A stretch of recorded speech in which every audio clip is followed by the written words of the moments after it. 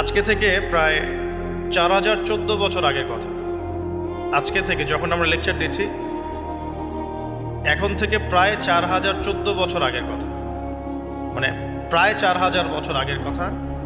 হিসেবটা মেলানো হয়েছে এভাবে যে ঈসা আলাইহিসসালাম এবং মুহাম্মদ সাল্লাল্লাহু আলাইহি ওয়াসাল্লামের যে উম্মত, এর মধ্যে ডিস্টেন্স ছিল 570 বছরের মতো। আবার মুহাম্মদ সাল্লাল্লাহু আলাইহি ওয়াসাল্লামের উম্মতের 1444 বছর চলে গেছে, এটা কাউন্ট করা যায়। আর এর আগে ঈসা আলাইহিসসালাম থেকে ইব্রাহিম আলাইহিসসালামের ডিস্টেন্সটা হচ্ছে 2000 বছর। এই ক্যালকুলেশন করলে বোঝা যাচ্ছে যে প্রায় 4000 বছর আগের কথা, বা 4014 বছর আগের কথা। গল্প শুনতে আমাদের ভালো লাগে তো নাকি? গল্পের মাধ্যমে অনেক কিছু জানা যায় আর কি। আজকে গল্পটা কিন্তু একটু ইউনিক।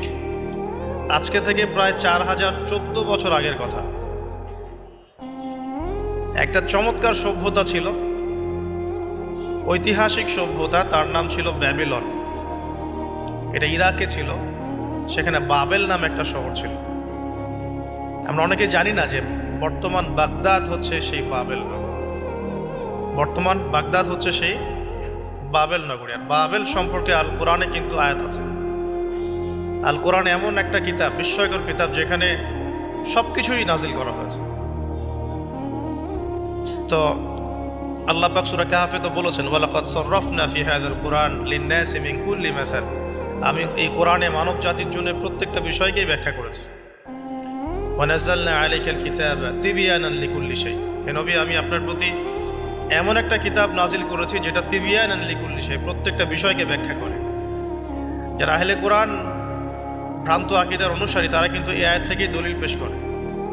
কোরআন তো তিবয়ানান লিকুল্লি শাই, প্রত্যেকটা বিষয়ের ব্যাখ্যা। তার নতুন করে হাদিসের কি প্রয়োজন আছে? এটা আমাদের আলোচনার টপিক না, আমরা ওদিকে যাচ্ছি না। তো আল্লাহ পাক কোরআনে কিন্তু বাবেল নগরীর কথা বলেছেন। সূরাতুল বাকারার 101-2 আয়াতগুলোতে আছে। এই বাবেল নগরী তৎকালীন সময় জাদুবিদ্যার একটা আকড়া ছিল আর কি। এর আগে আমরা জানি সুলাইমান আলাইহিস সালামের সময় ওই হারুত আর মারুত দুজন ফেরেশতাকে দিয়ে মানুষকে পরীক্ষা করা হয়েছে। এই ঘটনাটা সূরা বাকারার 101-2 আয়াতগুলোর মধ্যে আছে, দেখে নিয়েন। আমি রেফারেন্সগুলো বলে দিলাম। এখানে এই বাবেল নগরীর কথাটা আছে, ঠিক আছে? তো এই নগরীতে প্রায় 4014 বছর আগে একটা ফুটফুটে সুন্দর শিশু জন্ম নেয়। দেখতে খুবই সুন্দর, অমায়িক, দেখলেই মানে মন কেড়ে নেওয়ার মতো সুন্দর। এমন কিছু বাচ্চা থাকে কিন্তু দেখলে আদর করতে ইচ্ছা করে, মন কেড়ে নেওয়ার মতো, ইউনিক, সবার চেয়ে আলাদা। এবং জন্ম নিয়েছে সে এমন একটা পরিবারে, যেই পরিবার তৎকালীন সময়কার যে জালেম শাসক নমরুদ, তার প্রধান পুরোহিত, তার নাম আজার। তৎকালীন বাবেলের শাসনকর্তার নাম হচ্ছে নমরুদ এবং তার প্রধান পুরোহিতের নাম আজার। তার ঘরেই জন্ম নিয়েছেন এই তাওহীদের শেকর ইব্রাহিম আলাইহিস সালাম। আল্লাহ পাকের কি মানে, আল্লাহ পাক কি না করতে পারে? যেখানেই আবু জেহেল, সেখানেই মুহাম্মদ সাল্লাল্লাহু আলাইহি ওয়াসাল্লামের জন্ম হয়। যেখানেই নমরুদ, সেখানে ইব্রাহিমের মতো মানুষ আসেন। যেখানেই ফেরাউন, সেখানে আবার মূসা আসেন। মূসাকে আল্লাহ রাব্বুল আলামিন ফেরাউনের ঘরেই মানুষ করলেন। ইব্রাহিম আলাইহিস সালামকে আল্লাহ পাক আজারের ঘরেই মানুষ করলেন। আজকেও আমরা দেখি এরকম সিটি অফ আখিরুজ্জামানে কিছু কিছু দিনী বোন চেহারা না দেখানোর জন্য আন্দোলন করছে। চিন্তা করতে পারেন, যেখানে যত বেশি জাহেলিয়াত, সেখানে তত পাক্কা মুসল্লি জন্ম নেবে, মুমিন জন্ম নেবে। যেখানে যত বেশি জাহেলিয়াত, সেখানে তত শক্তিশালী মুমিনদের জন্ম হবে ইনশাআল্লাহ। তো এখন তৎকালীন নমরুদ যে সভ্যতার অধিবাসী ছিল, এই সভ্যতাটাকে আমরা বলে কালাডীয় সভ্যতা। এটাকে কালাডীয় সভ্যতা বলা হয়। এটা মূলত জাদুর জন্য একটু বিখ্যাত ছিল, যেটা রেফারেন্স আমি দিলাম সুলাইমান আলাইহিস সালামের যুগ থেকে। এখানে আজারের ঘরে জন্ম নিয়েছেন আমাদের নবীগণের পিতা, মুসলিম জাতির পিতা ইব্রাহিম আলাইহিস সালাম। সুবহানাল্লাহ। বলা বাহুল্য যে নমরুদ কিন্তু 400 বছর বেঁচে ছিল এবং 400 বছর হায়াত পাওয়ার পরে সে মনে করছিল যে সে কখনো মারা যাবে না। এরপরেই সে নিজেকে খোদা দাবি করা শুরু করেছে আর কি। এই বাচ্চা ছেলেটা বড় হতে লাগলো। যারা সমাজকে পরিবর্তন করে তারা কিন্তু সমাজের স্রোতে গা ভাসায় না। নবী সাল্লাল্লাহু আলাইহি ওয়াসাল্লামের জন্মটা একটু মিলাই এটার সাথে। আমাদের নবীও ঠিক এরকমই একটা সমাজে জন্ম নিয়েছেন। ইব্রাহিম আলাইহিস সালাম যেমন জন্ম নিয়েছেন শিরকে ভরা সমাজে, চতুর্দিকে মূর্তি পূজা হচ্ছে, ইভেন তার বাসায় তার বাবা হচ্ছে মূর্তি পূজারীদের সর্দার, তার ঘরে তিনি জন্ম নিয়েছেন।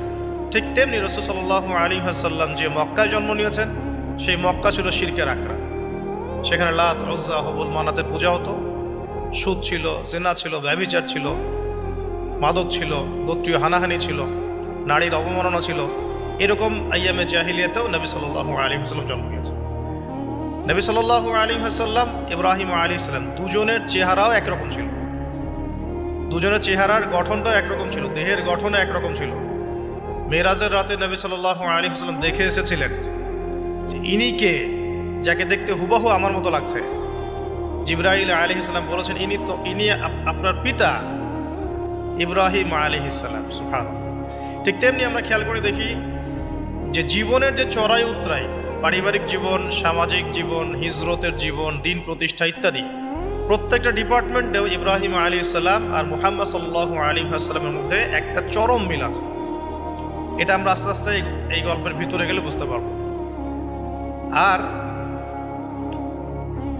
এই কারণেই হয়তোবা আল্লাহ ভালো জানেন, এই কারণেই হয়তোবা আমরা যখন তাশাহুদের পর দরুদ পড়ি, আমরা দরুদের মধ্যে অন্য নবীর নাম নিচ্ছি না, আমরা মুহাম্মদ সাল্লাল্লাহু আলাইহি ওয়াসাল্লামের সাথে ইব্রাহিম আলাইহিস সালামের নাম নিচ্ছি।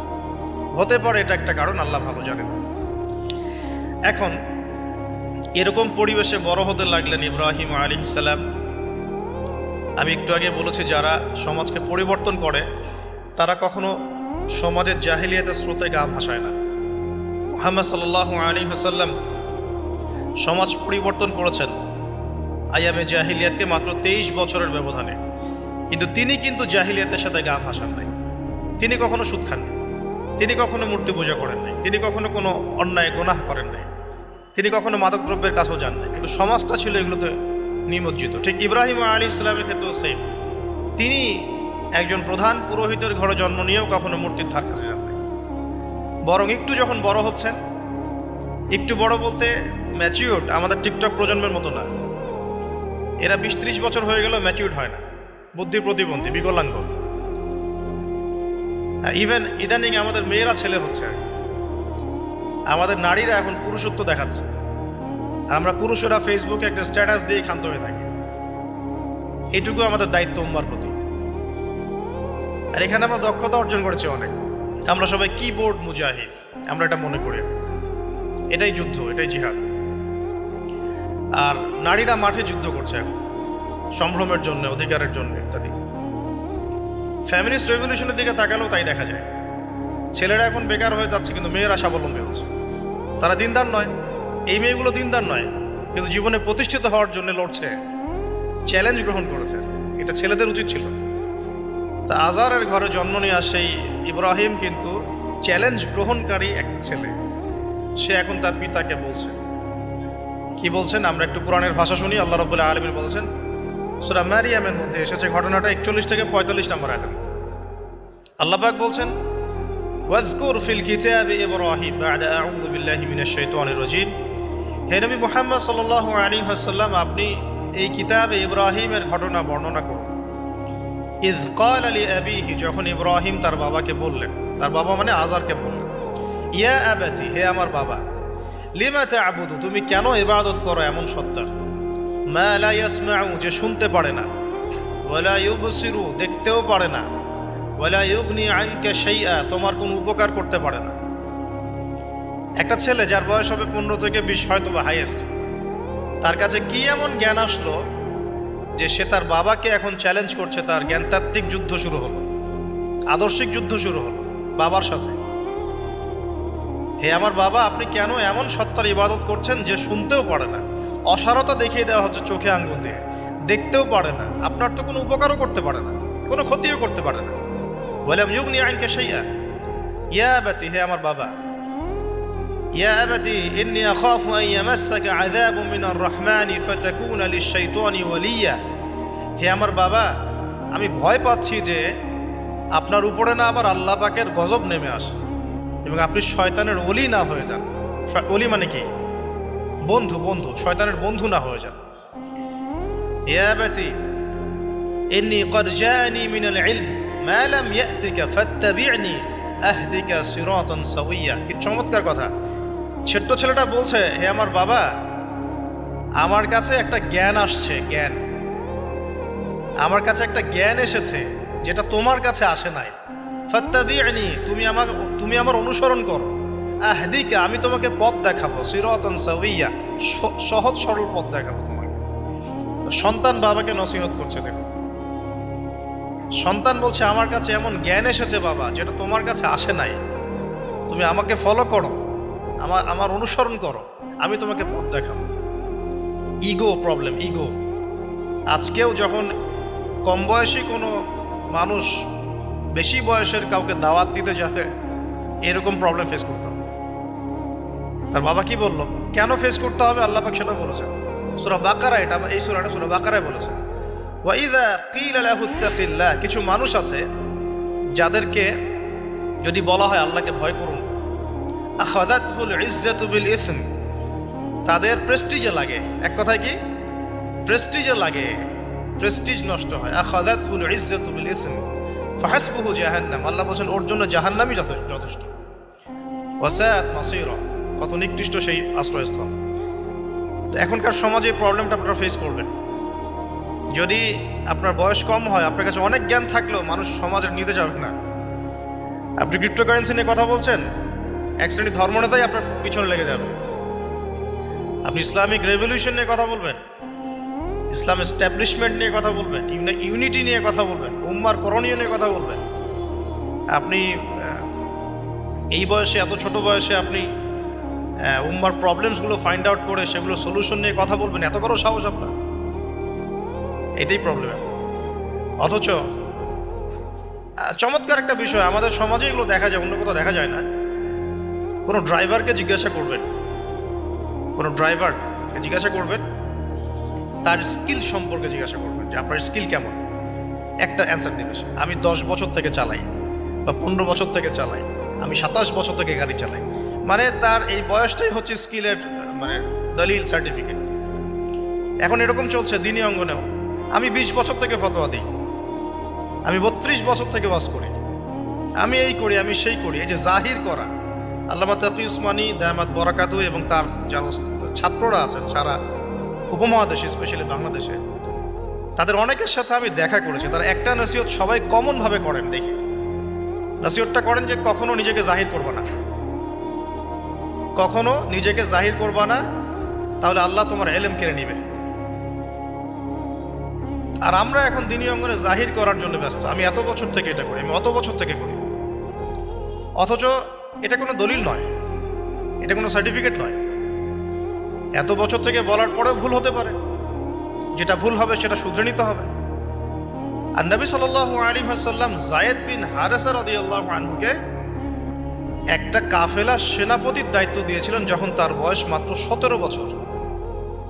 কত বছর? 17 বছর বয়সী একজন তরুণ সাহাবী যায়েদ ইবনে হারেসা রাদিয়াল্লাহু আনহু, তিনি নেতৃত্ব দিচ্ছেন এমন সাহাবীদের যে সাহাবীরা তার চেয়ে বয়সে অনেক বড়। এমনকি এই অভিযান শেষ হওয়ার আগেই নবী সাল্লাল্লাহু আলাইহি ওয়াসাল্লাম ইন্তেকাল হয়। তার পরবর্তীতে আবু বকর সিদ্দিক রাদিয়াল্লাহু আনহু সেই অভিযান আবার চালানোর চেষ্টা করেন, আবার চালানোর জন্য মনস্থ করেন। তিনি আবার যায়েদ বিন হারেসা রাদিয়াল্লাহু আনহুকেই নেতৃত্ব দেন। এটা নিয়ে ওমর রাদিয়াল্লাহু আনহু তাকে কিছু কথা বলেন যে আপনি যায়েদ বিন হারেসাকে নেতৃত্ব দিচ্ছেন, বয়সে ছোট সাহাবী, তার পিছনে অনেক বড় বড় সাহাবী থাকবে, তারা তো তাকে নাও মানতে পারে, এটা কেমন হয়? বারবার তাকে ভেটো দিচ্ছেন। শেষমেশ আবু বকর সিদ্দিক রাদিয়াল্লাহু আনহু একটু রেগেই বললেন যে ইস্তা'মালাহু রাসূলুল্লাহ ওয়া আনতা তা'মুরুনি আন আনজি'হা আনজিআহু, তাকে তাকে স্থলাভিষিক্ত করেছে স্বয়ং আল্লাহর রাসূল, আর তুমি এসে আমাকে বলছো আমি তাকে অপসারণ করব। সুবহানাল্লাহ। নবী সাল্লাল্লাহু আলাইহি ওয়াসাল্লাম যোগ্যতা দেখতেন মানুষের, কার যোগ্যতা কতটুকু আছে। তো ওইদিকে আমি ভিতরে ঢুকছি না। আমরা এখন সোশ্যাল অ্যাফেয়ার্সে যা দেখি যে আমরা যোগ্যতার চাইতে অন্যান্য বিষয়গুলোকে বেশি মূল্যায়ন করা শুরু করি। এতে করে তরুণরা উঠে আসতে পারে না, তরুণদের জার্নি অনেক টাফ হয়। এবং যারা স্পেশালি জেনারেল ব্যাকগ্রাউন্ড থেকে দিনের দিকে আসার চেষ্টা করেন তারা পদে পদে হতাশ হয়, তাদেরকে বুকে নেওয়ার মানুষ খুব কম থাকে। কেন জানি তাকে মানুষ কাউন্টার মনে করে, এনিমি মনে করে, অন্তর্দাহ সৃষ্টি হয়, একটা জ্বালান হয়। হঠাৎ করে উড়ে এসে জুড়ে বসলো, উম্মার দায়িত্ব নিয়ে নিচ্ছে, কোত্থেকে আসলো এটা? এরকম একটা দৃষ্টিভঙ্গি আমরা দেখতে পারি আর কি। এটা কাম্য ছিল না এটা।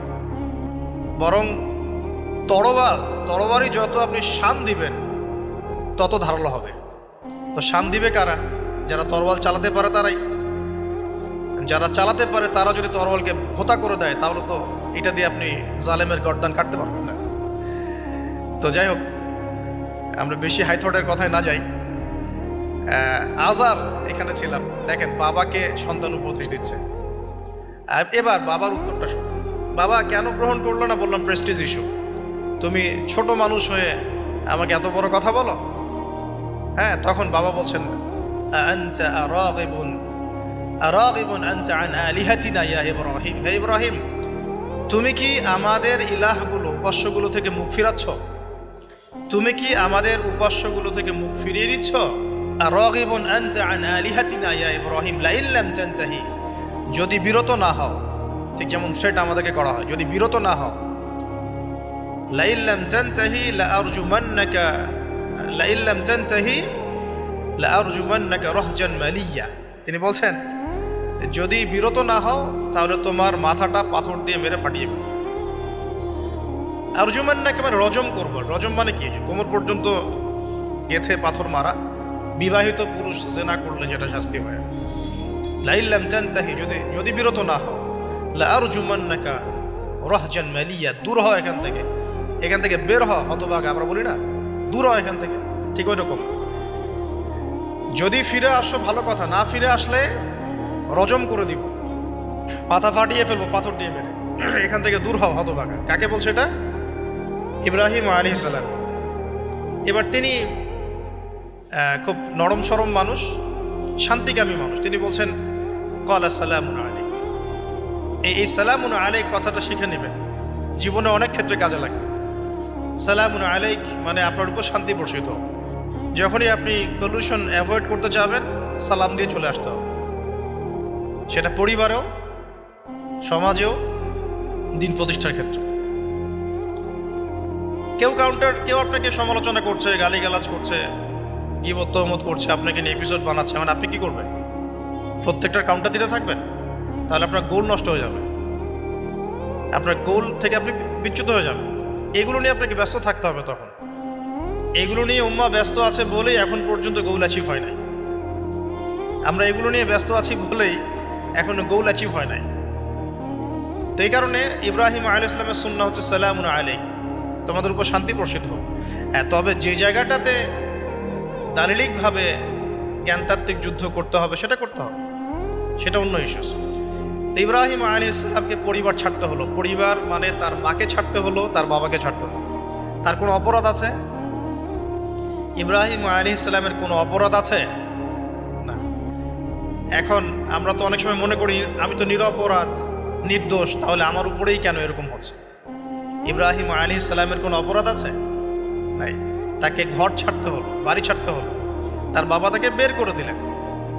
এখান থেকে লেসন নিয়ে নেন আজকের প্রথম লেসন, যে আপনি আমি যদি হকের উপর থাকি, সর্বপ্রথম বাধাটা পরিবার থেকে আসতে পারে। সবার পরিবার একরকম না। এখনকার মেজরিটি সংখ্যক পরিবারগুলোই জাহেল, একদম জাহেল, বস্তুবাদী, জানোয়ারের মতো। মানে খাও দাও, সেক্সুয়াল সম্পর্ক, বিয়ে শাদী, সন্তানের বাইরে কিচ্ছু চিন্তা করতে পারে না। দুনিয়া আর দুনিয়া, এর বাইরে কিচ্ছু চিন্তা করতে পারে না। ইল্লা মাশা আল্লাহ, কিছু পরিবার আছে এর বাইরে, তাদের কথা আলাদা। সবাই তো আর ছোটবেলা থেকে আধ্যাত্মিক পরিবার পায় নাই, দিনই পরিবার পান নাই। আর এটার পরিমাণ দিন দিন কমেই আসছে। ম্যাক্সিমাম পরিবার এখন জাহান্নামের টুকরা। আল্লাহ পাক পরিবারকে বলেছেন জাহান্নাম থেকে বাঁচাও, কু আনফুসাকুম ওয়া আহলিকুম নারা। এখন ওই পরিবারই হয়ে গেছে জাহান্নামের টুকরা। আপনি দিনের পথে চলতে চাইলে প্রথম হোঁচটটা পরিবার থেকে খেতে পারেন। এটা ইব্রাহিম আলাইহিস সালামের জীবনেও যেমন হয়েছে, মুহাম্মদ সাল্লাল্লাহু আলাইহি ওয়াসাল্লাম জীবনে যে মিলাদ ছিলাম কিভাবে, তার ক্ষেত্রেও সেম। চাচারা শত্রু না, চাচারা শত্রু, আশপাশের মানুষ শত্রু। চাচা এসে বাড়ির সামনে খড়কুটা ফেলে দিয়ে যায়, চাচি এসে ময়লা আবর্জনা ফেলে দিয়ে যায়, কেউ গালি দেয়, কত সমস্যা। যখন নিজের মানুষরা আপনার এগেনস্টে চলে যায় তখন মনটা ভেঙে যাবে স্বাভাবিক। কারণ নিজের মানুষটা সারা দুনিয়া যদি আপনার বিপক্ষেও থাকে, কাছের কিছু মানুষ আপনার পক্ষে থাকে, তখন আপনি বাসাতে অ্যাটলিস্ট সিংহ, তখন বাসা থেকে এনার্জি নিয়ে বাইরে যুদ্ধ করতে পারবেন। কিন্তু বাহিরে সবাই মোটামুটি ধরেন যে আপনার পজিটিভ, তো বাসায় এসে দেখলেন যে বাসায় আপনার কোনো রকম অনুকূল পরিবেশ নাই, তখন বাইরে সিংহ হলে বাসায় বিড়াল হয়ে থাকতে হবে। দেখেন ইব্রাহিম আলাইহিস সালামের জীবনে আর মুহাম্মদ সাল্লাল্লাহু আলাইহি ওয়াসাল্লামের জীবনে একটা স্পেশাল নিয়ামত ছিল, সেটা হলো স্ত্রীদের নিয়ামত। স্ত্রীদের নিয়ামত। বাহিরে মানুষ অনেক কিছু বলছে, গালিগালাজ করছে, মারছে, কাটছে, থুতু দিচ্ছে, সমালোচনা করছে, কিন্তু বাসায় ইব্রাহিম আলাইহিস সালামের আছেন সারা, হাজেরা, আর মুহাম্মদ সাল্লাল্লাহু আলাইহি ওয়াসাল্লামের আছেন খাদিজা রাদিয়াল্লাহু। অ্যাটলিস্ট বাসায় আপনি একটা কি বলবো যে বড় একটা প্রশান্তির জায়গা আপনার বাসায় আছে। তো এটা একটা বড় নিয়ামত যেটা ইব্রাহিম আলাইহিস সালাম এখন হারালেন। কিভাবে? বাবা বাসা থেকে বের করে দিল। এখান থেকে বুঝতে হবে যে দিনের পথে চলতে গেলে প্রথম বাধা পরিবার থেকে আসতে পারে। তাই বলে তাদের সাথে কোনো রকমের দ্বন্দ্ব সংঘাতে যাওয়া যাবে না। সালামুন আলাইক, সালামুন আলাইক, তোমাদের উপর শান্তি বর্ষিত হোক। ইব্রাহিম বলছেন সালামুন আলাইক, হে বাবা আপনার উপর শান্তি বর্ষিত। তাই আরও বলছেন সাস্তাগফিরুলাকা রাব্বি, আমি আপনার জন্য আল্লাহর কাছে ক্ষমা চাইব ইনশাআল্লাহ। ইন্নাহু কানা বি হাফিয়া, তিনি আমার প্রতি খুব মার্সিফুল, আশা করি তিনি আমার দোয়া কবুল করবেন। কিন্তু যখন তিনি জানতে পেরেছিলেন যে তার বাবা শিরকের উপর আছেন, আল্লাহ পাক মাফ করবেন না, সূরা তওবার মধ্যে আছে, তখন থেকে তিনি আর ক্ষমা চান নাই, বাবার জন্য ক্ষমা চান নাই। তো এবার ইব্রাহিমের সফর শুরু হলো, একাকিত্বের সফর। তার মানে একটা বিষয় এটাও শিখতে হবে, হকপন্থীদের সাথে আল্লাহর দেয়া একটা বিশেষ নিয়ামত হচ্ছে একাকিত্ব। হকপন্থীদের লাইফে আল্লাহ পাকের পক্ষ থেকে একটা বিশেষ অনুগ্রহ হচ্ছে একাকিত্ব। মানে একাকিত্ব কেন নিয়ামত বললাম? কারণ একাকিত্ব মানুষকে আল্লাহ চিনিয়ে দেয়। অনেক আলেম দেখবেন যারা জেল টেল খেটে বের হয়েছেন, তারা সবাই একটা কথা বলবেন, জেলখানায় আমরা আল্লাহকে চিনেছি। সব আলেমরা এই কথা বলে যারা ওখান থেকে বের হয়ে আসে। কারণ একাকিত্ব মানুষকে গভীরভাবে ভাবায়, আল্লাহকে পাওয়ায়, আল্লাহর কাছে দোয়া করতে শেখায়, মানুষকে বোঝায় যে আল্লাহ ছাড়া কেউ নাই সাহায্য করার। তো যারা হকপন্থী হয়, একাকিত্ব তাদের বরণ করতেই হয়। এটা মাথায় রেখে পথ চলতে হবে। ইব্রাহিম আলাইহিস সালাম পথ চলা শুরু করলেন। এবার কি হলো? তিনি কি বাসা থেকে বের হয়ে সেই এলাকা, ওই নমরুদের দেশ ছেড়ে চলে গিয়েছিলেন? উত্তর না।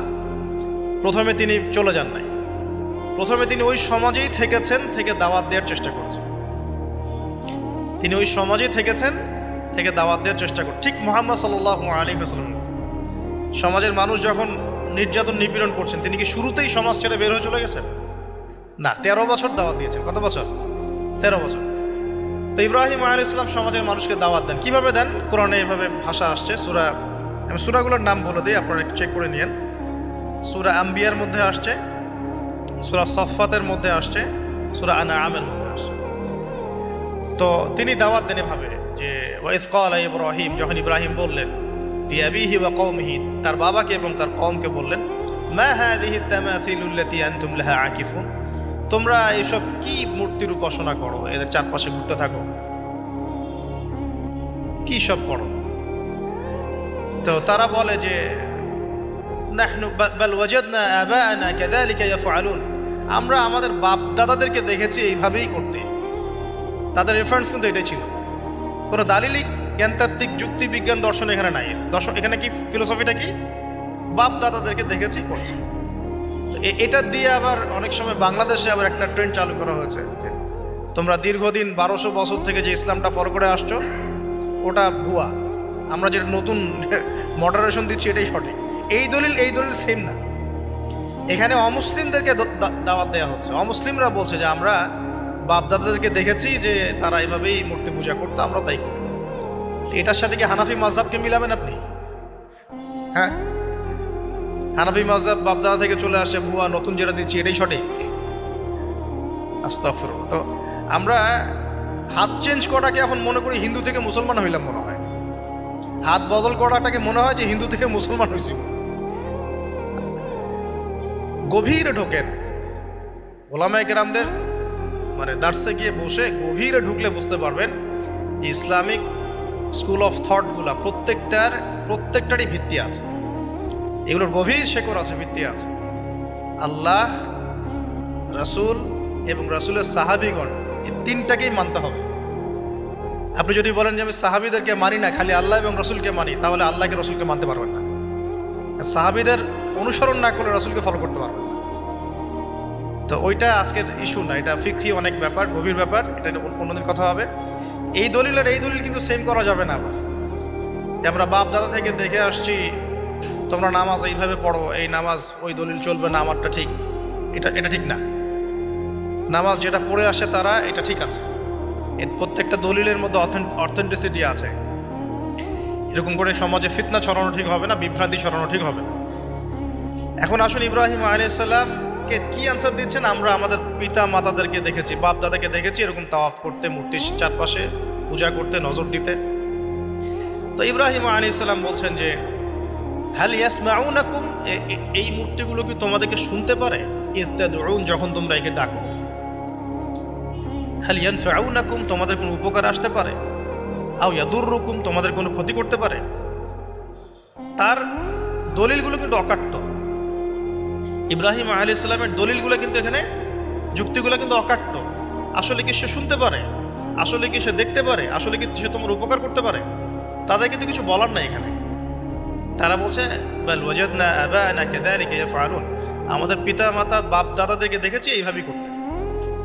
ইব্রাহিম আলাইহিস সালাম বলছেন যে ইন্নাকুম আনতুম লাফি দালালিম মুবিন, তোমরা তো সুস্পষ্ট বিভ্রান্তির মধ্যে আছো। তাহলে তো এরকম আরো অনেক আয়াত আছে সূরা সাফফাতের মধ্যেও, ওয়া ইন্না মিন শিআতিহি লা ইব্রাহিম ইয জাআ রাব্বাহু বিকলবিন সালিম ইয ক্বালা লিআবিহি ওয়া কওমিহি মাযা তা'বুদুন, তোমরা কিসের ইবাদত করো? আইফকান আলিহাতান দুনাল্লাহি তুরিদুন, তোমরা কি আল্লাহ সম্পর্কে মিথ্যা আরোপ করতে চাচ্ছ? ফামা যান্নুকুম বিরাব্বিল আলামিন, আল্লাহ রাব্বুল আলামিন সম্পর্কে তোমাদের কি ধারণা? এভাবে তিনি তার কওমকে দাওয়াত দিতে লাগলেন। কিন্তু তাদের কওমের দলিল একটাই ছিল, বাপ দাদাদেরকে দেখেছি এভাবে মূর্তি পূজা করতে, তাই করি। সনাতন, এটা ছিল কি সনাতন থটস। অথচ সর্বপ্রথম এটা শুরু হয় কোন নবীর আমল থেকে? নূহ আলাইহিস সালাম। নূহ আলাইহিস সালামের যুগের মানুষ সর্বপ্রথম এই মূর্তি পূজা শিরক করেছে। এর আগে মূর্তি পূজা ওয়ার্ল্ডে ছিল না, নূহ আলাইহিস সালামের যুগ থেকে শুরু হয়েছে। তাহলে এটাকে আমরা সর্বোচ্চ পর্যায়ে সনাতন বলতে পারি না। তারও আগে যে সময় চলে গেছে, ওই সময় মানুষ তাওহীদপন্থী ছিল। আদম আলাইহিস সালামের যুগে তখন মানুষ এই কাজ করতো না। শুরুটা কেমন করে হলো? ভালো উদ্দেশ্যেই শুরু হয়েছিল, ভালো মনে করে। কেমন? যে মানুষ এরকম চিন্তা করে নিয়েছিল যে এই মানুষগুলো লাত, উজ্জা, হবল, ইয়াগুথ, ইয়াউক, নাসর, ইয়াগুথ, ইয়াউক, নাসর, এই ভালো মানুষগুলো আল্লাহর খুব নেককার বান্দা ছিলেন। তাদের স্ট্যাচু তৈরি করা যায়, তৈরি করলে কি হবে? এগুলোকে দেখলে আমাদের আগ্রহ জন্মাবে ইবাদত করার ব্যাপারে। এটা ছিল ওদের থটস। শয়তান এভাবেই তাদেরকে ইনফ্লুয়েন্স করেছিল আর কি, তারা তাই করলো। এই জেনারেশনটা যখন মারা গেল, পরের জেনারেশন যখন আসলো, তখন শয়তান ওদেরকে বুঝালো, ধরেন 100-200 বছর পরে বুঝালো যে ওরা খুব ভালো মানুষ ছিল, ওদের মূর্তিকে মসজিদের বাইরে না রেখে ভিতরে ঢুকিয়ে ফেলো, তাদেরকে সেজদা করতে হবে না, ভিতরে ঢুকিয়ে ফেলো, ইবাদতে মনোযোগ আসবে। পরের জেনারেশন এই কাজটাই করলো। থার্ড জেনারেশনকে শয়তান বোঝালো যে সরাসরি ওদের কাছে চাইলেই হবে, তারা আল্লাহ পাকের অনেক কি আনুগত্যপ্রাপ্ত নৈকট্যপ্রাপ্ত বান্দা। সরাসরি তাদের কাছে চাইলেই হবে, আল্লাহর কাছে চাওয়া এখানে চাওয়া একই কথা, ওখানে সেজদা করা এখানে সেজদা করা একই কথা। এখান থেকে শুরু হলো সরাসরি স্ট্যাচু ওয়ার্শিপ, সরাসরি স্ট্যাচু ওয়ার্শিপিং এখান থেকে শুরু হয়েছে। তা আমরা আমাদের হিন্দু ভাই বোন যারা আছেন, আমাদের আশপাশে অমুসলিম ভাই বোন, তাদের প্রতি সম্মান রেখেই এই হিস্ট্রিগুলো পড়তে বলবো আর কি, এবং যুক্তি দর্শনগুলো খুঁজতে বলবো। আসলে কি তারা শুনতে পায়? আসলে কি সে আমার কোনো উপকার করতে পারে? আসলে কি সে আমার কোনো ক্ষতি করতে পারে? আসলে কি সে সৃষ্টিকর্তার প্রতিমূর্তি হতে পারে কিনা? তো আমরা এটা আহ্বান জানাবো, আমরা কারো ধর্মীয় অনুভূতিতে আঘাত করব না। ইসলাম আমাদেরকে এটা শিখায় না। ইসলাম এটা শিখায় যে মানুষকে হিকমার সাথে প্রজ্ঞার সাথে দাওয়াত দেয়া, যাতে করে তারা জাহান্নামের রাস্তা থেকে ফিরে আসতে পারে। এখন আসুন, আরও একটা দাওয়াত ইব্রাহিম আলাইহিস সালাম তার কওমকে দিলেন। সেটা কি? এবার এখানে সমাজের মানুষের সাথে ওই সমাজের ধর্ম নেতারাও ছিল। সমাজে কিন্তু কয়েক শ্রেণী মানুষ থাকে, মানে সামাজিক নেতা, ধর্মনেতা, রাষ্ট্রনেতা। তো রাষ্ট্রনেতার পর্যায়ে এখনো ইব্রাহিম আলাইহিস সালাম যান নাই, এখন সমাজ নেতা আর ধর্মনেতা চলছে আর কি। এবার ধর্মনেতা আসলো, এসে ধর্মনেতারা তাকে বোঝানোর চেষ্টা করলো যে এই আসমানের তারা, চাঁদ, সূর্য, প্রকৃতি, গাছপালা এগুলো ইলাহ, এগুলোর ইবাদত করা যায়। এই ঘটনা আল্লাহ রাব্বুল আলামিন সূরা আনআমের মধ্যে বলেছে। তো ইব্রাহিম আলাইহিস সালামকে তারা দেখাচ্ছে, এটা আরবীয় একটা কাব্যিক ভাষায় কোরআনে এসেছে, চমৎকার ভাষায়, যে ফালাম্মা জান্না আলাইহিল লাইল, যখন তার উপর রাত আচ্ছাদিত হলো, রাআ কাওকাবা, তখন ইব্রাহিম আলাইহিস সালাম কি দেখলেন? আকাশে তারা দেখলেন। ঠিক আছে, তারা মূর্তি পূজার এখানেই আছে, ধর্মনেতারাও এখানেই আছে। তো তিনি বলছেন হাযা রব্বি, এটা আমার রব। ফালাম্মা ফালা, যখন তারকাগুলো অস্তমিত হলো, ক্বালা লা উহিব্বুল আফিলিন, আমি তো অস্তমিত যাওয়া জিনিসকে পছন্দ করি না। রব তো অস্তমিত যাবে না, এখানেও যুক্তি লাগবে, তো আমার ফিলোসফি লাগবে, আমার এখানে দর্শন লাগবে, এখানে তো আমাকে মানে প্রজ্ঞা দিয়ে বোঝাতে হবে। এটা তো অস্তমিত হয়ে গেল, এটা তো রব হতে পারে না। ফালাম্মা রাআল কামারা বাযিগান, যখন সে চাঁদকে দেখলো জলজল করছে একদম। আর এখনকার চাঁদ দেখা আগের চাঁদ দেখা তো এক না, এখন তো আমরা চাঁদের আলোই খুঁজে পাই না, তখনকার চাঁদ তো অন্যরকম। বাযিগান মানে জলজল করছে। তখন তিনি বললেন হাযা রব্বি, এটা আমার রব। তখন ফালাম্মা ফালা, যখন এটাও অস্তমিত হয়ে গেল, তিনি বলছেন লাইল্লাম ইয়াহদিয়ানি রব্বি লাকুনান্না মিনাল কওমিদ দাল্লিন, আল্লাহ যদি আমাকে হেদায়েত না দেন তাহলে আমি এই দল্লিনদের অন্তর্ভুক্ত হয়ে যাব। ইব্রাহিম আলাইহিস সালাম বলছেন ফালাম্মা রাআ শামসা বাযিগাতান, যখন এবার সূর্যকে দেখলেন দিনের বেলা, এটা তো আরো বড়। হাযা রব্বি হাযা আকবার, এটা আমার রব, এটা সবচেয়ে বড়। হাযা আকবার, এটা সবচেয়ে বড়। ফালাম্মা আফালাত, এটা যখন অস্তমিত হয়ে গেল, তখন তিনি বলছেন এই কথাটা যে ইয়া কওমি ইন্নী বারিউম মিম্মা তুশরিকুন, হে আমার কওম, তোমরা যেগুলোকে দিয়ে আল্লাহর সাথে শরিক করছো, এখান থেকে আমি আমার চেহারাকে ফিরিয়ে নিলাম। সুবহানাল্লাহ। তখন তিনি এই কথাটা বলেন ইন্নী ওয়াজ্জাহতু ওয়াজহিয়া লিল্লাযী ফাতারাস সামাওয়াতি ওয়াল আরদা হানিফাও ওয়া মা আনা মিনাল মুশরিকিন, আমি আমার চেহারাকে ফিরিয়ে নিচ্ছি এই আসমান সমূহ এবং জমিনের সৃষ্টিকর্তার দিকে, এবং আমি মুশরিকদের অন্তর্ভুক্ত নই। ইন্না সলাতি ওয়া নুসুকি ওয়া মাহইয়ায়া ওয়া মামাতি লিল্লাহি রাব্বিল আলামিন, আমার সালাত, আমার কুরবানি, আমার স্যাক্রিফাইস, আমার জীবন, আমার ফুল লাইফ, আমার মৃত্যু, সবকিছু কার জন্য? জগৎসমূহের প্রতিপালক আল্লাহর জন্য। লা শারীকা লাহু, তার কোনো শরীক নাই। ওয়া বিযালিকা উমিরতু, এই একনিষ্ঠভাবে তার ইবাদত করার জন্যই আমি আদিষ্ট হয়েছি। ওয়া বিযালিকা উমিরতু ওয়া আনা মিনাল মুসলিমিন, এবং আমি মুসলিমদের অন্তর্ভুক্ত। এই শুরু হলো এবার পুরো স্পষ্টভাবে তাওহীদের ঘোষণা দেয়া। তবে ইব্রাহিম আলাইহিস সালামের এক একটা পদক্ষেপ কি যৌক্তিক না, বৈজ্ঞানিক না, এবং অকাট্য প্রমাণ আছে না, এগুলোকে কিন্তু ভেদ করতে পারছে না তারা। এবার ইব্রাহিম আলাইহিস সালাম চিন্তা করলেন তারা এবার উচিত শিক্ষা দিতে হবে। তবে আগে বলেন এই যে উচিত শিক্ষাটার কথা বলছে, এটা আবার আপনারা খবরদার ভুলেও কোথাও দিতে যায় না, ঠিক আছে? এটারও সময় আছে। ইব্রাহিম আলাইহিস সালামের সাথে নবী সাল্লাল্লাহু আলাইহি ওয়াসাল্লামের জীবনের মিলের কথা বলছিলাম। নবী সাল্লাল্লাহু আলাইহি ওয়াসাল্লাম মক্কা বিজয়ের আগে কি কখনো মূর্তির গায়ে হাত দিয়েছেন কিনা বলেন? দিয়েছেন? যখন মক্কা বিজয় হয়ে গেছে, পুরো স্টেজই আপনার, অথরিটি আপনার, তখন আপনি আপনার অ্যাকশন নিতেই পারেন, সেটা আপনার ব্যাপার, তখন আপনি কি করবেন? মুহাম্মদ সাল্লাল্লাহু আলাইহি ওয়াসাল্লাম কাবা ঘরে ঢুকে তখন মূর্তি ভেঙেছেন এবং বলেছেন ওয়াকুল জা আল হক ওয়া যাকাল বাতিল ইন্নাল বাতিলা কানা যাহুকা, তাই না? তো ইব্রাহিম আলাইহিস সালাম এবার শিক্ষা দেওয়ার চিন্তা করছেন। তিনি বলছেন যে যখন এরা মেলাতে যাবে, ওই উৎসবে যাবে, তখন আমি এদেরকে দেখে নিব। এটা কুরআন চমৎকারভাবে বলেছে যে إذ قال لأبيه وقومه ماذا تعبدون إفكا آلهة دون الله تريدون فما ظنكم برب العالمين فراغ إلى آلهتهم فقال ألا تأكلون। ইব্রাহিম আলাইহিস সালাম এবার যখন ওরা মেলায় চলে গেছে, যাওয়ার আগে আবার ইব্রাহিম আলাইহিস সালাম বলছিলেন যে ইন্নী সাকিম, আমি হচ্ছি অসুস্থ। আমি কি অসুস্থ? নাযারা নাযরাতান ফিন নুজুম।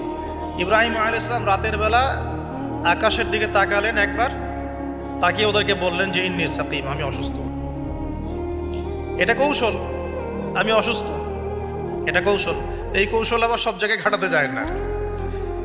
তো এবার যখন তারা চলে গেল, ফারাগা ইলা আলিহাতিহিম ফাকালা আলা তাকুলুন, এবার তিনি ওই মূর্তি গৃহ যেটা ওদের, ওখানে ঢুকে বলছেন যে আলা তাকুলুন, তোমাদের কি হলো, খাচ্ছ না কেন? কাদেরকে বলছে এই কথা? মূর্তি, খাচ্ছ না কেন? আলা তাকুলুন। ফারাগা ইলা আলিহাতিহিম ফাকালা আলা তাকুলুন মা লাকুম লা তানতিকুন, কি হলো, কথা বলছো না কেন? মা লাকুম লা তানতিকুন, কি হলো, কথা বলছো না কেন? এবার ফারাগ আলাইহিম দরবাম বিল ইয়ামিন, এবার ইয়ামিন মানে ডান হাত, ডানাতে যা পেয়েছিলেন আর কি, তা দিয়ে সবগুলোকে ভেঙে চুরমার করে দিয়েছে।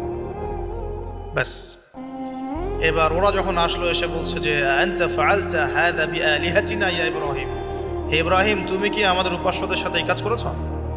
ইব্রাহিম বলছেন লা, না, বাল লা আসলে কোরআনে নাই, আমি নিজের মতো করে বললাম আরবি বলতে বলতে। বাল ফাআলাহু কাবীরুহুম হাযা, বরং এই বড়টা এই কাজ করছে।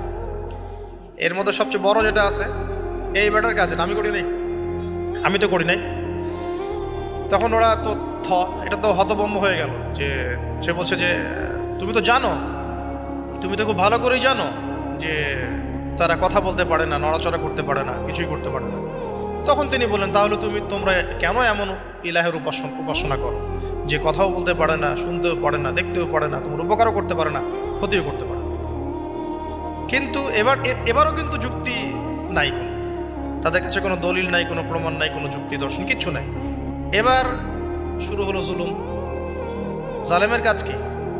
যুক্তি, জ্ঞান, দর্শন, বিজ্ঞান এগুলো দিয়ে যখন পরাস্ত, এগুলো দিয়ে পারছি না, এবার পেশি শক্তি। এবার কি? পেশি শক্তি। ব্যাস, এবার পেশি শক্তি। ইব্রাহিম আলাইহিস সালামকে নিয়ে যাওয়া হচ্ছে নমরুদের দরবারে। এবার চলো, এবার তোমার আজকে খবর আছে।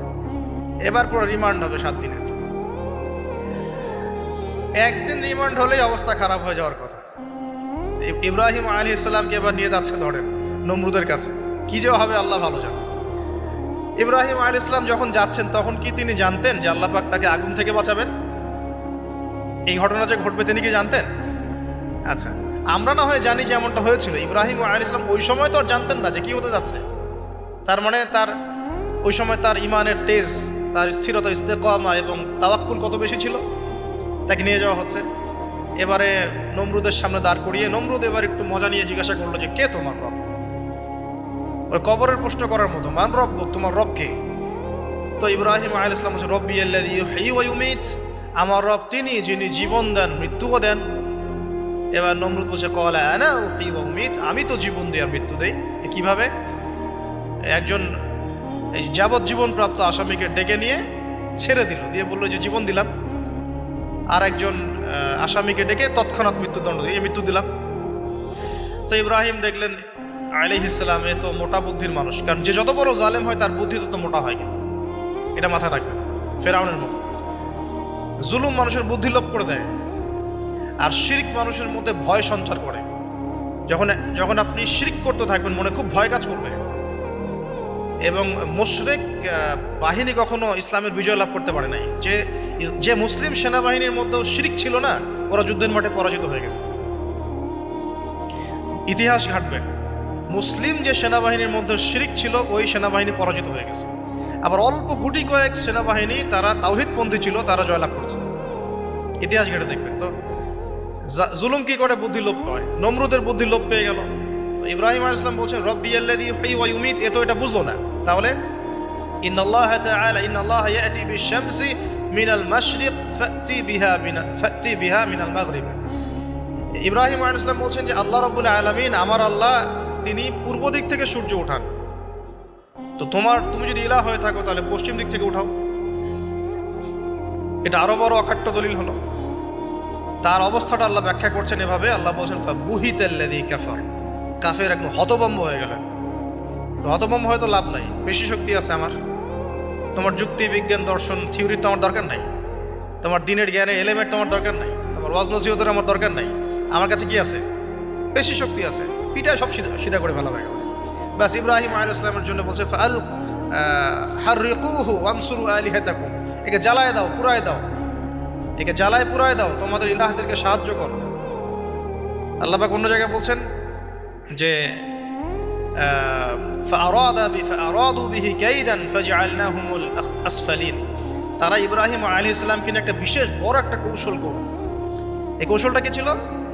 তাকে অগ্নিকুণ্ডের মধ্যে ফেলে দেওয়ার একটা চেষ্টা করলো, আগুন জ্বালিয়ে রাখলো। বলা হয় 40 দিন, এগুলো হিস্ট্রি বা তাফসীরগুলোতে আসছে, আমি just Quran text to the point বলছি। তো আগুন দাউ দাউ করে জ্বলতে লাগলো, ওই ব্যাবিলন, ওখানকার সব মানুষ দেখছে বিষয়টা। তো ইব্রাহিম আলাইহিস সালামকে ফেলে দেওয়া হবে। দেখেন, যখন ফেলে দেওয়া হবে তখন কি ইব্রাহিম জানতেন যে তিনি আগুনে পুড়বেন না? তিনি তাহলে প্রস্তুত ছিলেন, তিনি তখন জীবন দেওয়ার জন্য প্রস্তুত ছিলেন। ঠিক আছে, এখন তাকে ফেলে দেওয়া হচ্ছে, ঠিক ওই সময়ে জিবরাইল আলাইহিস সালামের আগমন। সুবহানাল্লাহ। তিনি এসে বলছিলেন যে আমার কাছে কোনো হাজত আছে নাকি আপনার? তখনও ইব্রাহিম আলাইহিস সালাম বলেছেন আপনার কাছে আমার কোনো হাজত নাই। হাসবি আল্লাহ ওয়া নি'মাল ওয়াকিল, এই যে কথাটা আমরা বলি হাসবুনাল্লাহ ওয়া নি'মাল ওয়াকিল, হাসবি আল্লাহ ওয়া নি'মাল ওয়াকিল, ইব্রাহিম আলাইহিস সালাম বললেন আল্লাহই আমার জন্য যথেষ্ট এবং তিনিই আমার উত্তম কর্মবিধায়ক। এরকম মোমেন্টে বান্দা যখন আল্লাহকে এভাবে চাবে, আল্লাহ রাব্বুল আলামিন না এসে পারবেন? কখনই পারবেন ইনশাআল্লাহ। তখন আল্লাহ রাব্বুল আলামিনের আদেশ চলে আসলো, ইয়া নার, হে আগুন, কুনি বারদান ওয়া সালামান আলা ইব্রাহিম, ইব্রাহিমের জন্য ঠান্ডা হয়ে যাও, শীতল ঠান্ডা হও, মানে খুব শীতল না, বা আরামদায়ক শীতল ঠান্ডা হয়ে যাও। সুবহানাল্লাহ। এভাবে আল্লাহ রাব্বুল আলামিন ইব্রাহিম আলাইহিস সালামকে অগ্নি পরীক্ষা থেকে বাঁচালেন। ওখানে ইব্রাহিম আলাইহিস সালাম থাকলেন, কোনো ক্ষতি হলো না। তিনি পরবর্তী সময় বলেছিলেন ওই সময়টুকুর মধ্যেই তিনি শান্তিতে ছিলেন। ওই যে বললাম না, অনেকে যে নির্যাতন নিপীড়নের শিকার হয় তারপরে বলে যে ওই সময়টুকুই ভালো ছিলাম, আল্লাহকে পেয়েছিলাম, তেলাওয়াত বেশি ছিল, তাহাজ্জুদ বেশি ছিল, পরে ফিতনার যুগে চলে আসছি। তো এই হলো অগ্নি পরীক্ষা। এরপরে কমকে দাওয়াত দেওয়ার হলো না, সেখান থেকে চলে যেতে হলো। ওই যে অগ্নি পরীক্ষা ইব্রাহিম আলাইহিস সালামকে এখানে দিতে হয়েছে, ওই রকম পরীক্ষা আমাদের নবী সাল্লাল্লাহু আলাইহি ওয়াসাল্লামকে দিতে হয়েছে তায়েফের মাঠে, দিতে হয়েছে বদরের মাঠে, উহুদের মাঠে। এখানে আল্লাহ পাক ফেরেশতা নামিয়ে দিয়েছেন সাহায্যের জন্য, বদরের মাঠে দেখেন, উহুদের মাঠে আল্লাহ পাক ফেরেশতা নামিয়েছেন সাহায্যের জন্য। একদম হুবাহুমিল পাবেন আপনি জিনিসগুলো, খালি বাসিরা থাকলেই হবে, ধরতে পারলেই হবে জিনিসগুলো। সামনে যাই, এবার শুরু হলো জীবনের দ্বিতীয় পর্যায়ে। এবার তিনি হিজরত করে চলে যাচ্ছেন। দেখেন, এখানেও হিজরত, আবার নবী সাল্লাল্লাহু আলাইহি ওয়াসাল্লামের যুগেও মক্কা থেকে মদিনায় নবীগণের জীবনের সাথে এগুলো জড়িত। ঠিক আছে, এখন যাওয়ার তো একজন সাথী লাগবে। একাকিত্বের জীবনের অবসান ঘটলো, আল্লাহ রাব্বুল আলামিন তাকে সাথী দিলেন। সাথীর নাম হচ্ছে সারা আলাইহিস সালাম। কি নাম? অনন্য সুন্দরী নারী ছিলেন। ইতিহাসে বলা হয় যে দুজন নারী সবচেয়ে বেশি সুন্দর, দুজন। আমাদের মতো আর্টিফিশিয়াল সুন্দরী না, আর্টিফিশিয়াল সুন্দরী কথা বলো, অরিজিনালি সুন্দরী দুজন নারীর কথা বলা হয়েছে। একজন হচ্ছেন হাওয়া আলাইহিস সালাম, অনন্য সুন্দরী নারী ছিলেন, এবং আরেকজন সারা আলাইহিস সালাম, তিনি পরম সুন্দরী নারী ছিলেন। দেখেন, সারা আলাইহিস সালাম তার গর্ভ থেকে কিন্তু পরবর্তীতে সন্তান তো প্রথমে হচ্ছিল না, তাই না? শেষ বয়সে গিয়ে সন্তান হল। হাজরা আলাইহিস সালামের গর্ভ থেকে কি ইসমাইল, আর সারা আলাইহিস সালামের গর্ভ থেকে ইসহাক। ইসহাক আলাইহিস সালামের পরে ইয়াকুব, আর ইয়াকুবের পরবর্তী বংশধর যারা, তারা কি? বনু ইসরাইল। বনু ইসরাইলের মধ্যে ইউসুফ হাসান, ইউসুফ সবচেয়ে সুন্দর ছেলে না? সারা আলাইহিস সালামের সৌন্দর্য, সুবহানাল্লাহ, কথা বুঝতে পারছেন? মায়ের সৌন্দর্য, মায়ের মার বাবা তারা ছিলেন পরম সুন্দর। এখন সারা আলাইহিস সালামের সাথে বিয়ে হলো। দেখেন, এই যে লম্বা সময় আলোচনা করলাম, এই সময়টুকুর মধ্যে ইব্রাহিম আলাইহিস ইসলামের দাওয়াতে মাত্র 2 জন মানুষ মুসলমান হয়েছে। কয়জন? একজন হলো তার স্ত্রী সারা, আর একজন হচ্ছে তার ভাতিজা, তার নাম লুত। ভাতিজার নাম কি? লুত। পরবর্তীতে তিনিও নবী হয়েছিলেন এবং তাকে সাদুম গোত্রের কাছে পাঠানো হয়েছিল। কোন পাপের কারণে? হোমোসেক্সুয়ালিটি, সমকামিতা, যেটা এখন বিজ্ঞাপন দিয়ে প্রচার করা হয়। এবং ঢাকা শহরে যদি একটা শুমারি করা হয়, দেখবেন এদের সংখ্যা কম হবে না। ঢাকা শহরে যদি শুমারি করা হয়, দেখবেন এদের সংখ্যা কম হবে না। তো এখন যদি ভূমিকম্প আসে, আমরা কি লা ইলাহা ইল্লাল্লাহ বলবো? বলেন তো। আমরা তো ডেকে নিয়ে আসতেছি ভূমিকম্প, আমরা ডেকে নিয়ে আসতেছি যে আল্লাহ পাক বলছেন এগুলো করো না, গজব আসবে। আমরা করছি আর এটাকে ডেকে নিয়ে আসতেছি, আসো। আর এদিকে আমরা মানে রড সিমেন্টের অ্যাডভার্টাইজ করতেছি আর কি, যেগুলো দিয়ে বাড়ি বানালে কোনোদিন ভাঙবেও না, কাঁপবেও না। আমাদের চিন্তাগুলো কেমন হয়ে গেছে জানি। আল্লাহ পাক জেনা, ব্যভিচার, মাদক, পর্নোগ্রাফি, এই সমকামিতার এইসব পাপের কারণে এরকম গজবগুলো নাজিল করেন। শুধু ঢাকা কেন, এরকম বড় বড় মেগা সিটিজ যেগুলো আছে, এগুলোতে এখন এটার অধিকার তারা চাচ্ছে, আন্দোলন করে অধিকার চাচ্ছে। আপনার রেইনবো ফ্ল্যাগ দেখবেন, রংধনু ফ্ল্যাগ। রংধনু ফ্ল্যাগ মানেই সমকামিতা। অ্যাডভার্টাইজ দিয়ে দিয়ে, পোস্ট দিয়ে দিয়ে এখন মানুষ, আগে যেমন মেয়েরা বাসায় গিয়ে গিয়ে কিছু সার্ভিস দিত না, মানে খারাপ সার্ভিসের কথা বলছি আর কি, এখন এভাবে ছেলে ছেলেকে সার্ভিস দেওয়ার জন্য ডাকতেছে। এটা কোনো গাল গল্প করছি না, এটা বাস্তবতা। যদি আমাকে বলেন যে আপনি চোখের সামনে প্রমাণ দেন, আমি দিতে পারবো না। যদি আপনি আমাকে 1 মাসের জন্য অথরিটি দেন ঢাকা শহরে, তাহলে দিতে পারবো উইদিন 1 মাসের। এখন যদি আমাকে বলেন আমার চোখের সামনে এনে দেন, আমি দিতে পারবো না। তো কারণ তাত্ত্বিকভাবে পড়ে অনলাইনে দেখছি। যদি বলেন যে 1 মাসের অথরিটি আপনাকে দিলাম, খুঁজে বের করে দেন, 7 দিন লাগবে না ইনশাআল্লাহ। তো কথা হচ্ছে এটাই, যে এই যে সাদুম গোত্রের কাছে পাঠানো হচ্ছে লূত আলাইহিস সালামকে সমকামিতার পাপের কারণে। পরবর্তীতে এই কওমটাকে ধ্বংস করা হয়েছে। আল্লাহ পাক এমনভাবে ধ্বংস করেছেন যেটা ইতিহাসে কখনো করেন নাই। ফেরেশতাদের পাখা দিয়ে আল্লাহ পাক মাটিকে উপরে তুলে আবার উল্টা দিকে দাফন করে দিয়েছেন, আকাশ থেকে পাথর বর্ষণ করেছেন। এখন এইটা যদি সারা বিশ্বে ছড়িয়ে পড়ে, তাহলে ওই রকম শাস্তি আবার আসবে না? স্বাভাবিক না? এটা আসতে পারে। আর এটার মূল কেন্দ্র হচ্ছে পশ্চিমা সভ্যতা। এখান থেকে সারা দুনিয়া ছড়িয়ে পড়তেছে। বাংলাদেশের মতো মুসলিম কান্ট্রিতেও দিন দিন সমকামিতা বাড়ছে। আমাদের বোনদের, আমাদের ভাইদের, গার্ডিয়ানদের অনেক বেশি সচেতন থাকা দরকার। কোনো কোনো ক্ষেত্রে মাদ্রাসার মধ্যেও দেখা গেছে, হিপসখানাতেও দেখা গেছে। পর্নোগ্রাফির কারণে এগুলো হচ্ছে। পর্নোগ্রাফির কারণে মানুষের রুচি বিকৃত হচ্ছে এবং সে নারী, পুরুষ, গরু, ছাগল, হাঁস, মুরগি কোনো কিছুর তোয়াক্কা করছে না। কয়েকদিন পর এটাও যদি দেখেন, অবাক হবেন না যে মানুষ পশু পাখির সাথে জেনা করতেছে। এটাও যদি দেখেন, আমি অ্যাটলিস্ট অবাক হব না। ধাপ ছিল একটা, প্রথমে মানুষ কি করতো? অবৈধ প্রেম করতো, এই সম্পর্কে জেনা করতো, পরে পরকীয়া শুরু করলো, তারপরে এখন সমকামিতা শুরু হলো। সমকামিতার পরে এখন চাইল্ড অ্যাবিউজিং শুরু হয়েছে, বাচ্চা কাচ্চাদেরকে রেপ করা হচ্ছে, ছোটো ছোটো মেয়েদেরকে, ছোটো ছোটো বাচ্চাদেরকে, ইভেন ছোটো ছোটো ছেলেদেরকেও। এরপরে যদি গবাদি পশুর সাথে জেনা করতে দেখেন, অবাক হওয়ার কিছু নেই, কিচ্ছু নেই অবাক হওয়ার। এখন বলেন, আমরা শাস্তির দ্বার প্রান্তে আছি না? অ্যাটলিস্ট আমরা যারা দিনকে ভালোবাসি, আমাদের একটা আইডিওলজি ফলো করি, নৈতিকতার কথা বলি, আমরা আমাদের পরিবার, আমাদের ভাই বোন, আমাদের ছেলে মেয়ে, তাদের প্রতি আমাদের খুব সতর্ক দৃষ্টি রাখতে হবে, সর্বোচ্চ সতর্ক থাকতে হবে। আর আমাদের দিনী বোনদেরকেও রিকোয়েস্ট করবো আমরা, যে ভাইদেরকেও তো বলি, বোনদেরকেও বলছি, বিয়ের আগে কোনো প্রকার অবৈধ সম্পর্ক নেই। বিয়ের আগে কোনো প্রকার অবৈধ কোনো সম্পর্ক না। আর এখন অমুসলিম ছেলে আর মুসলিম মেয়ে প্রেম করতেছে, এগুলোকে নিয়ে অনলাইনে অনেক লেখালেখি হচ্ছে, দেখলাম কয়েকদিন আগে। তো কিছু বোন আমাকে রিকোয়েস্ট করেছিলেন যে একটু আপনার মুখ দিয়ে যদি মানুষ জানতে পারে এটা, যে কোনো অবস্থাতেই মুসলিম মেয়ে কোনো অমুসলিম ছেলের সাথে প্রেম করতে পারে। মুসলমান ছেলের সংখ্যা কম হয়ে গেল, যে বিয়ে করার জন্য মুসলমান ছেলে খুঁজে পাওয়া যাচ্ছে না। পরবর্তীতে তারা সেই মুসলিম বোনের ইজ্জত নষ্ট করে তাকে গর্ভবতী করে দিয়ে ভেগে যাচ্ছে। এটা ওদের একটা মিশন। আর ওদের মিশনের কথা আমি পরে বলবো। আমি মুসলিম মেয়ে হয়ে কেমন করে একটা অমুসলিম ছেলের সাথে প্রেম করতে পারবো? আমার বাসার মুসলিম মেয়ে কেমন করে একটা অমুসলিম ছেলের সাথে প্রেম করতে পারবে? এটা তো আমাকে আগে ফাঁসির কাজটা জ্বলানো দরকার, আগে বিচারটা তো আমার করা দরকার আগে। আমরা আমাদের দিনী বন্ধুকে সর্বোচ্চ সতর্ক করব।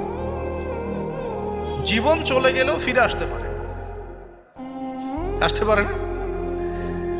আল্লাহর হাতে তো। মানুষ অনেক সময় জীবন মৃত্যুর সন্ধিগণে থাকে না, আল্লাহ পাক ফিরিয়ে বাঁচিয়ে দেন না। ইজ্জত চলে গেলে কখনো ফিরে আসে না। ইজ্জত চলে গেলে ফিরে আসে? আল্লাহ আমাদেরকে বোঝার তৌফিক দান। আচ্ছা, এবার আসেন, হিজরতের পালা শুরু হলো। সাথী কে? মাত্র দুজন। কয়জন বলেন তো? এখন কয়জন সাথী মুসলিম? দুজন, সারা আলাইহিস সালাম এবং লূত আলাইহিস সালাম। এবার হিজরতের পথে একটা ঘটনা আছে। হিজরতটা হয়েছে কোথায়? ব্যাবিলন থেকে কেনানে। কোথায়? কেনান কোন জায়গা? এটা শামের অন্তর্ভুক্ত একটা জায়গা। শাম মানে শুধু সিরিয়া নয়, বরং এটার একটা বড় ব্যাপ্তি আছে। প্যালেস্টাইন, জেরুজালেম এর অদূরেই শামের মধ্যেই, প্যালেস্টাইন জেরুজালেমের অদূরেই এই কেনান একটা জায়গা ছিল। এখানে খালিল নামে একটা জায়গা এখনো আছে। কি নামে? খালিল, বর্তমান নাম খালিল। ইব্রাহিম আলাইহিস সালামকে কি বলা হয়? খালিলুল্লাহ, আল্লাহর খালিল। ওই নামটা কিন্তু এখনো এখানে আছে আর কি। এখানে হিজরত করা হয়। তারপরে এখানে থাকতে লাগলেন তার স্ত্রী সারা আলাইহিস সালাম। এক সময় ওই এলাকায় একটু দুর্ভিক্ষ দেখা দিল। তখন তারা মিশরের দিকে যাচ্ছিলেন খাবারের সন্ধানে। যাওয়ার সময় সেখানে একটা রাজা ছিল। রাজাটা লম্পট টাইপের। লম্পট রাজা বোঝেন কিনা? যারা নারীর নেশা খুব আর কি, যে মেয়েকেই দেখে তাকে তুলে নিয়ে যায়। এগুলো নতুন পাপ না। ইতিহাসে যেগুলো দেখতে এখন যেগুলো হচ্ছে, এগুলো হিস্ট্রিতে ছিল, আগেও ছিল। কোরআনে এগুলো সবগুলোকে কেন ব্যাখ্যা করা হয়েছে? কারণ শেষ জামানায় শেষ নবীর উম্মতে এগুলো সবই হবে। শেষ নবীর উম্মতের সময় এই সবগুলো রিপিট হবে, কারণ আল্লাহ পাক সব জানিয়ে দিয়েছেন আমাদেরকে কি হয়েছিল আগে। আমরা হচ্ছে সামারি, পাপের সামারি। সারা ওয়ার্ল্ডের যত পাপ ছিল এগুলো সামারাইজিং করা হয়েছে। এই উম্মত হবে এগুলো উম্মতের মধ্যে। এই জন্য আল্লাহ পাক সতর্ক করেছেন বারবার। এখন এই রাজা সারা আলাইহিস সালামের দিকে চোখ দিল। এখানে আমাদের দিনী বোনদেরকে একটা মারাত্মক নসিহত করতে চাই। এটা আমি পড়ছিলাম যখন গত 3 দিন থেকে, আমি 2বার এখানে পড়তে পড়তে থেমে গেছে। সারা আলাইহিস সালামকে যখন কিডন্যাপ করা হয়েছে তখন দুটো কাজ হয়েছে এখানে। এক, ইব্রাহিম আলাইহিস সালাম সাথেই তিনি নামাজে দাঁড়িয়ে গেছেন। ইব্রাহিম আলাইহিস সালাম কি করেছেন? নামাজে দাঁড়িয়ে গেছেন। আর সারা আলাইহিস সালামের দিকে যখন হাত বাড়াচ্ছে এই আপনার লম্পট বাদশা, সারা আলাইহিস সালাম সময় চেয়েছেন যে আমি নামাজ পড়ব, আমাকে নামাজ পড়ার ব্যবস্থা করে দেওয়া হোক। সারা আলাইহিস সালাম অজু করে এসেছেন, অজু করে নামাজে দাঁড়িয়েছেন। দাঁড়িয়ে 2 রাকাত নামাজ পড়ে আল্লাহর কাছে দোয়া করেছেন, আল্লাহুম্মা ইন কুনতা তা'লাম, হে আল্লাহ আপনি যদি জানেন, আল্লাহুম্মা ইন কুনতা তা'লাম, হে আল্লাহ আপনি যদি জানেন যে ইন্নী ক্বাদ আহসানতু ফারজি ইল্লা যাওজি, আমি আমার লজ্জাস্থানকে হেফাজত করে রেখেছিলাম, সতীত্বকে কখনো নষ্ট করিনি, শুধু আমার স্বামীর হক আমি স্বামীকে দিয়েছি। মানে আমি আমার স্বামী ছাড়া অন্য কারো কাছে আমার সতীত্ব নষ্ট করি নাই। যদি আপনি এটা জেনে থাকেন, আল্লাহ ফানসুরনি, আল্লাহ আপনি আমাকে সাহায্য করেন, ওয়ালা তুসমিত আলাইয়া হাযাল কাফির, আমার উপরে এই কাফেরকে আপনি বিজয়ী করেন না। এই দোয়াটা দিনী বোনরা মুখস্থ করে রাখতে পারেন। কারণ অনেকেই চলতে ফিরতে উঠতে বসতে অনেক রকম হ্যারাসমেন্টের শিকার হন। যদি আপনি সতীত্ব রক্ষা করে চলতে পারেন তখন আল্লাহর কাছে দোয়া করবেন, আল্লাহ আপনি যদি জেনে থাকেন আমি আমার সতীত্ব রক্ষা করেছি, আমি অনেস্ট, আমি আমার সতীত্ব রক্ষা করেছি, কারো সামনে আমি আমার সতীত্ব নষ্ট করি নাই, আল্লাহ আপনি এই জালেমের এগেনস্টে, এই কাফের এগেনস্টে, এই ফাসেকের এগেনস্টে আমাকে সাহায্য করেন। এই দোয়া করার সাথে সাথেই এই বাদশার হাতটা অবশ হয়ে গেছে, হাত আর আগাচ্ছে না, হাত প্যারালাইজ হয়ে গেছে, পড়ে গেল সে। তখন আবার তিনি দোয়া করছেন সারা আলাইহিস সালাম, আল্লাহ এখন যদি সে মারা যায় তার মানুষ মনে করবে আমি মেরে ফেলছি। তখন আল্লাহ পাক তাকে ছেড়ে দিলেন, ভালো হয়ে উঠলো। আবার ওই যে বললাম পশুর স্বভাব তো কখনো ঠিক হয় না, আবার হাত দেওয়া শুরু করলো। চেষ্টা করলো, আবার অবশ হয়ে গেল। এভাবে 3-4 বার চেষ্টা করেছে। এরপরে যখন পারছে না, তখন সে বলছে যে আমার সামনে কোন শয়তানকে তোমরা নিয়ে আসছো, সে তার ভাষায় বলছে আর কি, আমার সামনে কোন শয়তানকে হাজির করছো, একে নিয়ে যাও আমার সামনে থেকে। তো ছেড়ে দিল। তারপরে সাথে হাজারা আলাইহিস সালামকেও মানে হাদিয়া হিসেবে দিয়ে দিয়েছে, একে নিয়ে যাও। এবার হাজারা আলাইহিস সালাম, সারা আলাইহিস সালাম, ইব্রাহিম আলাইহিস সালাম কেনানে চলে আসলেন। এখন সারা আলাইহিস সালাম তো ভাবছেন তিনি বন্ধা, তিনি ভাবছেন যে আমার সন্তান হচ্ছে না। তখন ইব্রাহিম আলাইহিস সালামের বয়স প্রায় 86 বছর। কত বছর? আর সারা আলাইহিস সালামের বয়স প্রায় 70। তো 70 বছর হয়ে গেছে একটা মহিলার, মনে করেন বাচ্চা কাচ্চা হয়নি, তাহলে তো তার মনে হবে যে আমার মনে হয় বাচ্চা কাচ্চা হবে না, স্বামীর তো বংশ বাড়ছে না, তো বংশ রক্ষার স্বার্থে আমি তাকে একটা বিয়ে দেওয়ার চেষ্টা করছি। তখন হাজারা আলাইহিস সালামের সাথে তার বিয়ে দেওয়া। এই হলো সেকেন্ড ওয়াইফ। এখনকার পশ্চিমা সভ্যতা অবশ্য আমাদেরকে শেখায় যে একজন নোবেল মানুষ আর কি, মানে a noble man can not marry মানে টুয়াইস থার্ড, এটা শিখায় যে একজন ভালো মানুষ একাধিক বিয়ে করতে পারে না। এটা নোবেলরা মানে পশ্চিমারা শেখায়। কিন্তু ওরা আবার এটা শেখানোর সাথে সাথে তাদের সোসাইটির মধ্যে একজন মানুষ 10টা-20টা মেয়ের সাথে জেনার চর্চা ঠিকই করে, এটা আবার ওখানে অ্যাভেলেবল। তো নবীগণের সুন্নাহ, এটা কাদের সুন্নাহ? নবীগণের সুন্নাহ। কারণ নবীগণ এগুলো ম্যানেজ করতে পারতেন, মেনটেন করতে পারতেন, তাদেরকে আল্লাহ পাক ফিজিক্যাল, মেন্টাল সব ধরনের অ্যাবিলিটি দিয়েছিলেন। এবার বিয়ে হয়ে গেল, কিসের উদ্দেশ্যে দেওয়া হয়েছে? সন্তান। এবার 86 বছর বয়সে আল্লাহ রাব্বুল আলামিন ইব্রাহিম আলাইহিস সালামকে সন্তান দান করলেন। সুবহানাল্লাহ। এই সন্তানের নাম কি? ইসমাঈল আলাইহিস সালাম। সন্তান জন্ম হয়ে গেল, পরীক্ষাও। ইব্রাহিম আলাইহিস সালামের জীবন তো পুরোটাই পরীক্ষা। বাবার থেকে বিচ্ছিন্নতা পরীক্ষা, আগুনের পরীক্ষা, সমাজ থেকে বিচ্ছিন্নতা পরীক্ষা, আবার এই যে এখন পরীক্ষা, আরো বড় বড় পরীক্ষা শুরু হচ্ছে। কি পরীক্ষা? এবার বলছেন স্ত্রী এবং সন্তানকে রেখে আসো মক্কায়। খুব খেয়াল করে দেখেন, এই জায়গা থেকে ইব্রাহিম আলাইহিস সালাম তার বিশ্বাস ছিল যে মক্কাতে আল্লাহ রাব্বুল আলামিন আমার স্ত্রী এবং সন্তানকে কিন্তু মেরে ফেলবেন না ইনশাআল্লাহ। কিন্তু তিনি তো মানুষ, তিনি বুঝতে পারছেন জনমানব শূন্য একটা জায়গায় আমার স্ত্রী সন্তান কিভাবে থাকবে। একটু পানি নিলেন, খেজুর নিলেন, রেখে আসছেন। যখন রেখে আসছেন, ওই সময়টার কথা হাদিসের মধ্যে আসছে যে তিনি মানে রেখে চলে আসছেন, পিছন দিকে হাঁটা শুরু করেছেন। তার স্ত্রী দৌড়ে আসছেন বারবার। চিন্তা করেন একটু, মানে আবেগ দিয়ে ভাবেন জিনিসটাকে। আইনা তাযহাবু ইয়া ইব্রাহিম, কোথায় যাচ্ছেন আপনি? স্ত্রীকে তখনও বলা হয়নি যে তোমাদেরকে রেখে চলে যাবো এখান থেকে।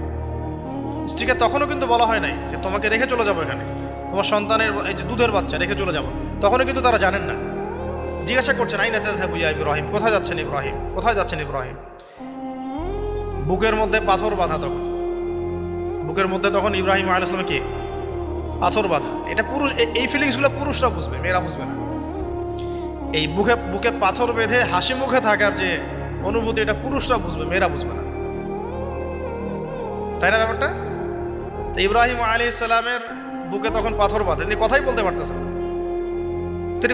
পারতেছেন, তখন তিনি বললেন যে আপনি কি আল্লাহর হুকুমে রেখে যাচ্ছেন আমাদেরকে এখানে? তখন ইব্রাহিম শুধু মাথা নাড়লেন, মুখ দিয়ে হ্যাঁও বলেন নাই, মাথা নাড়ছেন খালি। তখন মাশা আল্লাহ, এই যে ইসমাঈলের মা আলাইহিস সালাম, তিনি বলছেন যে তাহলে আল্লাহ পাক, তাহলে আল্লাহ রাব্বুল আলামিন, আর যদি আপনি আল্লাহর হুকুমেই আমাদেরকে রেখে গিয়ে থাকেন, তাহলে আল্লাহ পাক আমাদেরকে কোশ্চিনকালেও ধ্বংস করবেন না। এমন মহান তাওয়াক্কুলকে দেখালেন স্ত্রী হাজারা আলাইহিস সালাম। এবার আসেন, উনিও কিন্তু দেখতে পাচ্ছেন যে আশপাশে কোনো মানুষই নাই, জনমানব শূন্য জায়গা, পানি নাই, খাবার নেই, কিছুই নাই।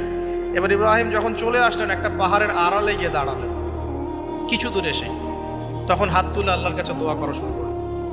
রব্বি, সূরা ইব্রাহিমের মধ্যে আসছে, রব্বি ইন্নী আসকানতু মিন যুররিয়াতি বিওয়াদিন গায়রি যি যার'ইন ইনদা বাইতিকাল মুহাররাম রব্বানা লিয়ুকিমুস সালাহ ফাজআল আফইদাতাম মিনান নাসি তাহওয়ি ইলাইহিম ওয়ারযুকহুম মিনাথ থামারাতি লাআল্লাহুম ইয়াশকুরুন। সুবহানাল্লাহ, তিনি দোয়া করছেন, আল্লাহ আমি আমার স্ত্রী এবং আমার সন্তানকে জনমানবহীন বিরান একটা জায়গায় তোমার ঘরের কাছে রেখে আসলাম। আল্লাহ এই কারণে যাতে করে তারা নামাজ কায়েম করে। কি করে? আল্লাহ তুমি মানুষের মনগুলোকে তাদের দিকে ঘুরিয়ে দিও এবং তাদেরকে ফল ফলাদি দিয়ে রিজিক দিও, যাতে করে তারা তোমার শুকরিয়া আদায় করতে পারে। এখনো দেখেন ওই জায়গায় নামাজ ঠিকই কায়েম হচ্ছে। ওই জায়গায় কিন্তু নামাজ পড়েও যেমন শান্তি, নামাজের আসল রুহানিয়াত ওখানে বোঝা যায়। 24 ঘন্টা ওখানে নামাজ তাওয়াফ সাই চলতেই আছে, 1 মিনিটের জন্য বন্ধ হচ্ছে না। তারপরে মানুষের মন অটোমেটিক ওখানে ঘোরানো থাকে। সবাই চায় জীবনে অন্তত একটাবার হজ করতে, একটাবার আল্লাহর ঘর দেখতে। আর পৃথিবীর এমন কোনো ফল পাবেন না সেখানে নাই। অথচ ওখানে কিন্তু খুব কৃষিভিত্তিক কিছু চাষ হয় না, খুব একটা চাষ হয় না।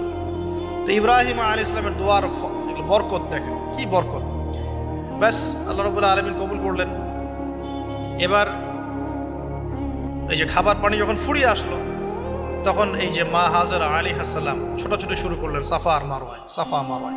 একবার সাফার উপরে ওঠেন, একবার মারওয়া। এখনকার সাফা মারওয়া না, এখন মোজাইক দিয়ে টাইলস করে দেওয়া সাফা মারওয়া না, যেটা আমরা সাই করি, এই সাই সেই সাই। ওইটা তখন ছিল একদম রুক্ষ একটা জায়গা, জীর্ণ শীর্ণ, একদম ভূমি ছিল।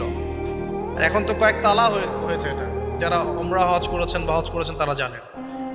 তো এরকম বিরান জায়গা সাফা মারওয়া, একজন মহিলা, একজন নারী, তার কি জাজবা!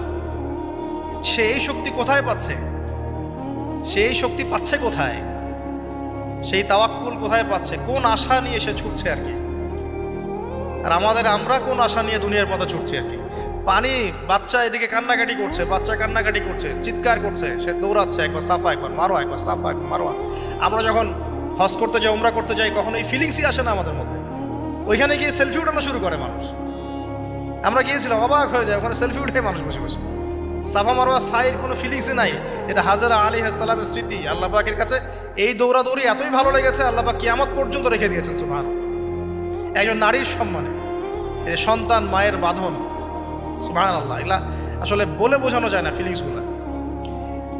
এই 7 বার সাইয়ের মধ্যেই আল্লাহ রাব্বুল আলামিনের এই যে হুকুম চলে আসলো।